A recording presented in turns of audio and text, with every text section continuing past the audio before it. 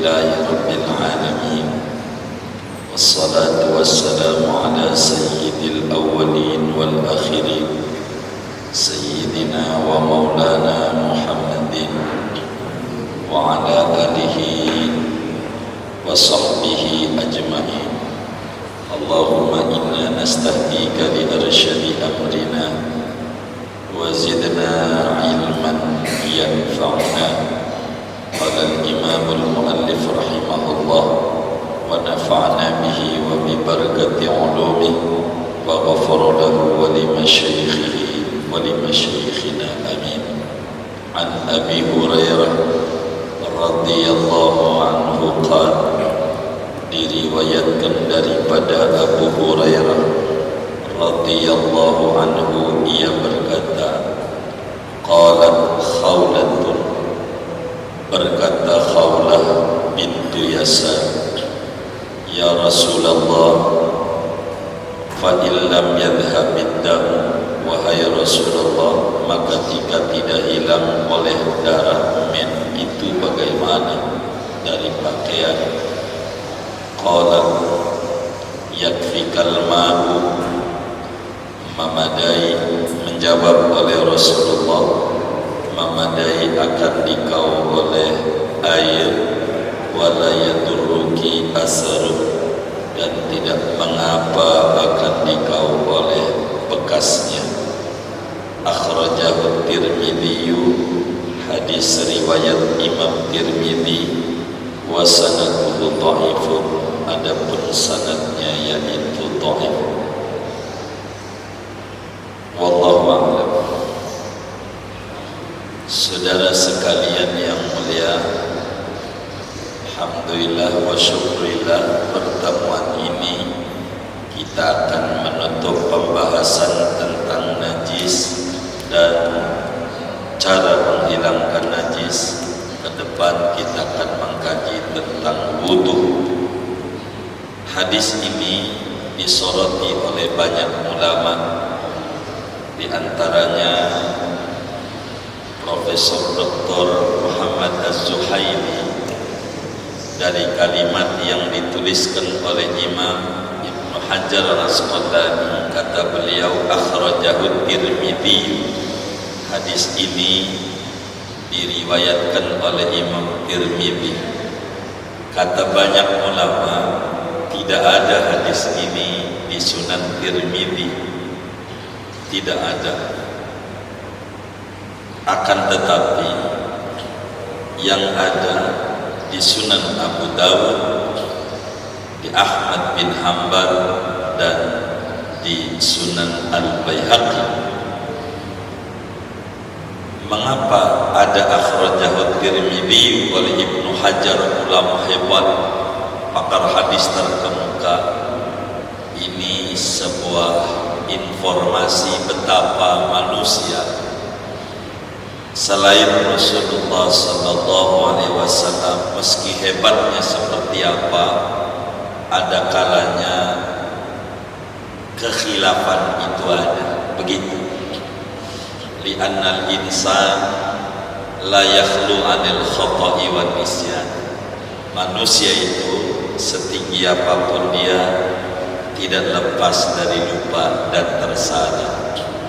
Jadi hadis ini, kata banyak ulama, tidak ada di Sunan Tirmidzi kesalahan untuk menuliskan begitu. Dan kesalahan itu bukan untuk kita jauh dari Allah, tapi tentu untuk ketawaduan, betapa manusia itu tidak bisa lepas dari Allah. Memang kita kullu bani Adam khata'un, manusia itu mesti banyak khilaf dan salah. Tapi tentu kesalahan itu tidak mengurangi martabat ketinggian seseorang manusia. Kekhilafan itu wajar. Sebagaimana Nabi Adam alaihi salam pun ada khilaf, makan buah yang dilarang. Sebagai gambaran manusia itu tidak lepas dari khilaf, meski lupa, seperti yai kita. Hadis ini Abu Dawud riwayatkan di dalam sunannya, Imam Ahmad riwayatkan di dalam musnadnya, Imamul Baihaqi riwayatkan di dalam sunannya. Kata beliau, wasanaduhu dhaif, sanadnya dhaif, tapi dari jalur ini. Adapun dari jalur yang lain, hadis ini hasan dan layak untuk menjadi hujjah. Begitu saudara. An Abi Hurairah, hadisnya diriwayatkan oleh Abu Hurairah, sahabat besar, dan sudah kita bedah Abu Hurairah sejarah hidupnya, bagaimana beliau dengan Rasulullah dan bagaimana Islamnya ibunya Abu Hurairah dan seterusnya, sudah kita bedah pada pertemuan-pertemuan yang lalu, jadi tidak mengulang lagi. Hadis ini adalah latar belakangnya saudara, di mana di dalam Sunan Abi Dawud dijelaskan tentang latar belakang sabdanya Rasulullah ini. Di sana, inna Khawlata binta Yasar atatin Nabiyya sallallahu alaihi wasallam faqalat ya Rasulullah innahu laysa li illa sawbun wahid wa ana ahidu fihi fa kaifa asna'. Kata Khawlah bintu Yasar, beliau ini pernah datang kepada Habibuna Muhammad sallallahu alaihi wasallam, lalu beliau bercerita kepada Nabi, minta solusi sama Nabi. Ya Rasulullah, saya ini punya pakaian cuman atu-atunya, pakaian saya, sehingga ketika aku haid, pakaianku terkena darah haid karena punyanya ini doang. Fakaifa asna'u, bagaimana, apa yang aku harus perbuat ya Rasulullah? Begitu. Maka Nabi menjawab, idza tahurti faghsilihi, bilang kau udah bersih dari men, cuci aja pakaianmu. Summa sholli fihi, udah cuci bersih, sholatlah pakai pakaian itu. Haulah nanya, fa illam yakhrujid dam, bagaimana kalau darah itu udah dicuci masih nyeplok juga tuh warnanya? Bagaimana darah ini di pakaian ini? Maka Nabi menjawab, yakfikil ma wala yadurruhu asar, cukup cuci aja pakai air, tidak mengapa bila ada bekasnya, dimaafin, enggak apa-apa. Saudara sekalian, hadis yang kita bedah pertemuan ini, betapa banyak faedah yang harus kita petik daripada hadis yang diriwayatkan oleh Abu Hurairah daripada Sayyidatuna Khawlah. Yang pertama, betapa para sahabat Rasulullah sallallahu alaihi wasallam tidak pernah malu bertanya agama kepada ulama, kepada Rasulullah sallallahu alaihi wasallam. Enggak nanya kasus yang menimpa dia di urusan men, enggak nanya, enggak malu nanya sama Nabi. Kenapa? Karena ini penting ilmu ini. Di dalam kitab Fathul Ilah dijelaskan, qala Rasulullah sallallahu alaihi wasallam, ittala'tu 'alan nar lailata usriya bi fara'aitu aksar ahliha al-fuqara qalu minal mal ya Rasulullah faqala la bal minal ilm. Kata Nabi, waktu aku Isra Mi'raj, aku diperlihatkan tentang neraka dan penghuni-penghuni. Siapa yang bakal menghuni neraka ini? Siapa? Maka Nabi bilang, fara'aitu aksar ahli al-fuqara, maka aku lihat mayoritas penghuni neraka itu orang-orang miskin. Sahabat juga pada menutup matanya, gua miskin ahli neraka, begitu. Maka ada yang bertanya kepada Nabi, mereka bertanya, ya Rasulullah, minal mal, apakah miskin harta maksudmu ya Rasulullah? Faqala habibuna al-Mustafa, maka Nabi menjawab, la, bukan miskin harta penghuni neraka, bal minal ilmi, tapi miskin ilmu. Salat merajin tapi enggak tahu tentang urusan najis, sujud luar biasa, bacaan surat luar biasa, tapi enggak mengerti syarat-syarat sholat, enggak mengerti mana najis mana bukan najis. Ini yang terbesar orang bisa tersebabkan masuk neraka. Sehingga para sahabat Rasulullah termasuk Sayyidatuna Khawlah tidak sungkan-sungkan bertanya kepada Habibuna Muhammad, ya Rasulullah, saya punya pakaian terkena najis, apa yang harus saya lakukan? Ya dicuci. Bagaimana kalau sudah dicuci warna darahnya masih ada bekasnya? Wala yaduruki asaru, enggak apa-apa, dimaafkan. Enggak malu mereka bertanya kepada Habibuna. Dan dari sahabat-sahabat yang tidak malu inilah kita dapatin ilmu tentang perempuan, fiqhun nisa, fikih perempuan. Yang kedua, saudara, kita berbicara akhlak sebelum lanjutin tentang hukumnya. Betapa sahabat-sahabat Nabi itu hidupnya penuh dengan kezuhudan, hidupnya penuh dengan kesederhanaan, dan dipuji oleh Nabi, tuba liman hudiya lil Islam wa kana rizquhu kafafan wa qani'amin. Berbahagialah mereka yang mendapatkan hidayah Islam, rezekinya pas-pasan namun qanaah, merasa cukup dengan apa yang Allah beri. Ini Khawlah tidak ngadu sama Nabi. Nabi, geblek enggak laki gue, masa baju atu-atu doang, payah banget laki gue nih, kagak beliin baju kayak orang-orang mau arisan RT beliin baju, mau kondangan baju baru. Ini laki gue geblek, kagak. Dia tidak menjelek-jelekkan suaminya, tidak bercerita bagaimana di lemari saya nggak ada pakaian Nabi, cuman ini doang, gua susah Nabi. Enggak mengeluh. Itu Khawlah, tidak dia mengeluh, sadar bahwa mengeluh itu kayak makan kuaci seember. Pernah belum? Kenyang kagak, pegel iya. Orang mengeluh mungkin sedikit melegakan perasaan, tapi keluhan tidak merubah keadaan. Tidak. Khawlah tidak mengeluh tentang pakaian yang dia punya atu-atunya.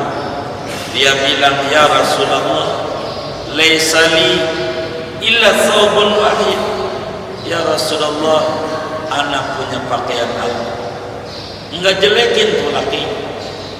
Dan dia bukan dalam rangka dia mengeluh dengan pakaian anak. Dia menjelaskan, ini pakaian kena darah merah. Bagaimana ini caranya Nabi untuk ibadah saya? Tuh begitu. Betapa hebatnya para sahabat Rasulullah sallallahu alaihi wasallam. Enggak kayak perempuan-perempuan kita. Dikit-dikit baju, sampai yang disalahin agama. Ketika si istri bilang sama lakinya, bang, alhamdulillah di kampung kita sekarang udah ada pengajian lagi kaum ibu-ibu. Astagfirullah, istighfar lagi, ada pengajian. Astagfirullah. Loh, alhamdulillah bang, bukan seragam yang kemarin belum lunas, ini seragam lagi. Begitu tuh, istighfar sudah tuh begitu. Kenapa? karena di teknis kita sering ribetin, bukan pada prinsipnya begitu. Ini khaulah cakap, ya Rasulullah, aneh punya pakai baju atu, kena darah haid, bagaimana cara agamanya? Saya ini pengen ibadahnya diterima Allah, pengen ibadah saya sah, apa yang harus saya perbuat? Namanya minta solusi, namanya nyari makhraj, nyari jalan keluar. Maka Rasulullah SAW menjawab, idza tahurti, bila anda telah suci khaulah, fagsilihi, cuci aja pakaian, cuci. Kalau udah cuci bersih, summa sholifi, pakai lagi, enggak apa-apa, enggak apa-apa. Yang penting udah bersih. Bagaimana kalau nyeplok tuh darah men udah dicuci kagak hilang-hilang, masih ada bekas warnanya, wala yadurruki asaru, enggak ngapa bekasnya, enggak ngapa. Fikihnya saudara. Yang ketiga, faedah yang ketiga, apa hukum yang bisa kita ambil dari hadis khaulah ini? Yang pertama, fikih, bila pakaian terkena darah men, maka hukumnya najis dan wajib darah itu dibersihkan dengan air. Tandanya Nabi menyatakan yakfikil ma, cukup pakai air, enggak perlu disabunin pakai deterjen, enggak usah, air aja udah cukup untuk membersihkan pakaian, sudah cukup begitu, tidak perlu dalam-dalam harus pakai deterjen. Itu hanya berbicara kebersihan saja, tidak berbicara kesucian. Untuk suci dengan air sudah cukup memadai. Berikutnya saudara, yang kita bisa ambil dari hadis ini, najis itu ada namanya najis aini, najis yang ada bendanya. Bila najis yang ada bendanya, maka wajib dihilangkan bendanya dengan menghilangkan ciri-ciri najis 3: rasa, bau, dan warna. Bila mana masih ada rasa najis, pastikan pakaian itu masih najis, sebab rasa menandakan najis masih ada. Bila rasa hilang, yang ada cuman warna doang, udah dibersihin karena darah mentu tajam, warnanya masih ada, enggak hilang-hilang, maka tidak mengapa dengan masih adanya bekas warna doangan. Bagaimana dengan bau doang? Asar itu bisa bau. Bila yang masih ada cuman bau doang, warna tidak ada, rasa tidak ada, maka dimaafin. Kata Nabi, wala yadurruki asar. Bagaimana bila dua-duanya, warna juga, bau juga, tidak dimaafin? Terlalu banyak. Ini ciri-ciri masih adanya najis dari hadis kita ini saudara. Sehingga bila cuman warna doang dimaafin, kata Allah dalam Al-Quran, fattaqullaha mastata'tum, bertakwalah kepada Allah semampu anda. Kata Nabi, idza amartukum bi amrin fa'tu minhu mastata'tum, bila aku suruh anda dengan satu perintah, kerjakanlah semampunya. Bila kemudian warna ini ada, bagaimana cirinya warna itu ada nggak bisa hilang? Cirinya bisa hilang kalau digunting. Ini namanya nempel. Yang kayak begini disebut masyaqqah, kesulitan. Di dalam kaidah hukum Islam, al-masyaqqah tajlibut taisir. Kesulitan itu mendatangkan kemudahan. Udah dibersihin itu pakaian, cuman masih nyeplok ada gambar-gambar Pulau Kalimantan, pulau ini bekas darah. Kata Nabi, wala yadurruki asaru, enggak mengapa, asal udah hilang darah mennya, rasa ndak ada, tinggal warna doang, dimaafin, hukumnya suci. Artinya boleh dipakai sholat kembali itu pakaian, enggak perlu harus ganti baju baru. Udah itu aja jadi. Mana lagi yang bisa kita ambil dari hadis ini? Boleh saja kita sholat menggunakan pakaian yang terkena najis yang sudah dibersihkan, dan ini min mahasin syariah, daripada keindahan-keindahan ajaran Islam. Di ujung surat Al-Baqarah Allah Subhanahu wa taala menyatakan, Rabbana wala tahmil alaina isra kama hamaltahu alal ladzina min qablina. Tuhan, jangan bebani kami dengan beban berat yang kau bebani umat-umat terdahulu sebelum kami. Umat dahulu, bila yang namanya pakaian kena najis, wajib dibuang. Buang. Air nggak bisa ngebersihin pakaian yang kena najis. Buang. Kalau dikit, gunting. Ada dikit, gunting, pakai lagi. Kalau dikit, dulu. Kalau banyak, buang, beli baru. Buang, beli baru. Dulu. Kalau kita kayak begitu, berat. Mana punya arung, atu-atunya lagi sarung, itu aja boleh hasil santunan BHS.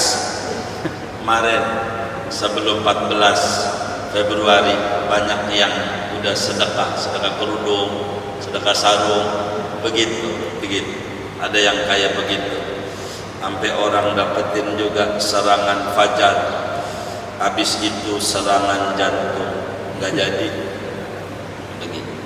Saudara, bolehlah kita pakaian dicuci. Jadi sarung ini kena kencing, cuci. Dengan cuci yang sudah kelewat cara-caranya, enggak apa-apa. Boleh kita pakaian yang kena najis, asal kita sudah jalankan aturan-aturan mensucikannya, seperti apa yang dijelaskan oleh Nabi besar Muhammad sallallahu alaihi wasallam. Hadis ini berbicara pakaian atau badan yang kena najis wajib hukumnya dicuci, dan darah hukumnya adalah najis. Tapi kalau sudah dicuci, boleh pakaian itu dipakai sholat kembali, seperti apa yang diajarkan oleh Nabi kepada Sayyidatuna Khawlah bintu Yasar, yakfikil ma wala yadurruki asar. Islam ringan, pempes itu ajaran umat terdahulu. Sekali pakai buang, sekali pakai buang, sekali pakai buang. Bagaimana kalau orang laki kan boros, udah tua begitu, bukan gen Z lagi, ini udah Z ini, gen Y kayaknya ini begitu, udah yayai begitu, yang udah tua kayak begini ini bagaimana? Sekali pakai buang kan boros. Makalah Islam agamanya ringan, syariatnya mudah. Inilah yang dibawa oleh Habibuna Muhammad. Bu'istu bil hanifiyatis samha. Aku diutus membawa ajaran yang lurus, yang murah, tidak berat. Saudara punya pakaian karena najis, cuci saja. Kalau sudah hilang benda najisnya, hilang rasa, warna, bau, suci. Tapi kalau tumbang warna doang, tinggal itu yang sulit hilang, maka dimaafin. Wala yadurruki asal. Bila tinggal bau doang, dimaafin. Wala yadurruki asal. Tapi bila rasanya masih ada, bendanya masih ada, ini dalalah najis masih ada. Betapa Islam mengajarkan kepada kita tentang higienis, tentang kesucian. Betapa para sahabat amat sangat luar biasa hati-hatinya berbicara solat, yang solat itu awwalu ma yuhasabu bihil abdu yaumal qiyamah, mula-mula yang bakal dihisab oleh Allah pada hari kiamat adalah solat. Maka solat ini saudara, kita harus peduli dan perhatian, khususnya berbicara syarat sah solat. Kudu suci daripada najis badan, pakaian, dan tempat solatnya. Inilah sekelumit yang dapat kita ambil dari kajian hadis ini, dan kita akan berlanjut pada babul wudu. Nampaknya tidak bisa pada pertemuan ini, nanti dibedahnya pada pertemuan mendatang. Dan ngaji ini saudara, minta maaf harus ditutup. Tidak mungkin kami harus kajian pertemuan mendatangnya, nampaknya kami sudah ada di Madinah begitu. Jadi sehingga tidak mungkin kita meneruskan kajian, kecuali mungkin moga panjang umur, sehat walafiat, ba'da Syawal, ba'da Ramadan kita bisa lanjutkan kajian ini. Mungkin segini dulu. Ada yang ditanya mungkin dari materi ini atau di luarnya sebelum doa dipersilakan.